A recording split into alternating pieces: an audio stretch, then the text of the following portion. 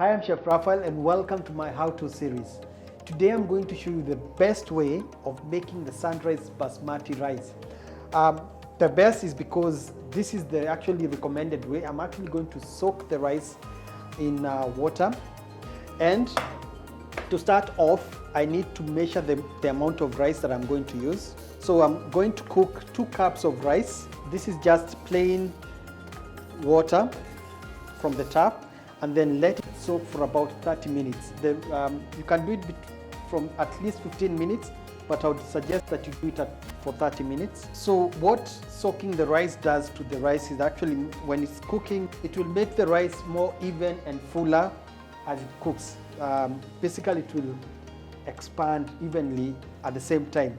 Now, what I have here, I have 2 cups of rice, and I have 3 cups of water. And make sure you're using the same cup, exact same cup that you used to measure. So I've already turned on the heat, and one pro tip that I can give you is that you do not have to wait for the water to start boiling to add the rice. You can actually add the rice even when the rice is cold. To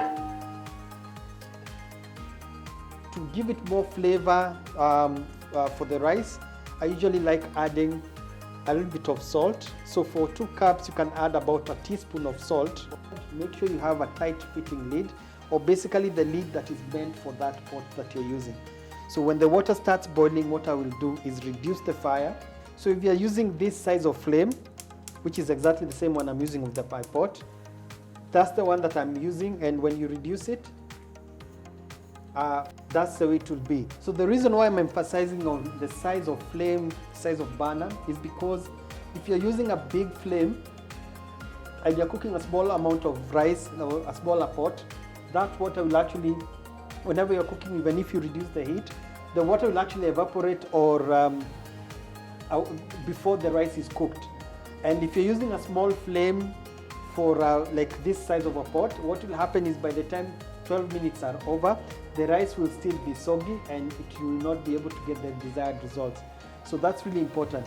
The flame, the amount of water, the ratio of water to rice, they all make a difference. So it's now minute 10 into the cooking process. I'm increasing the fire, and I'll tell you why.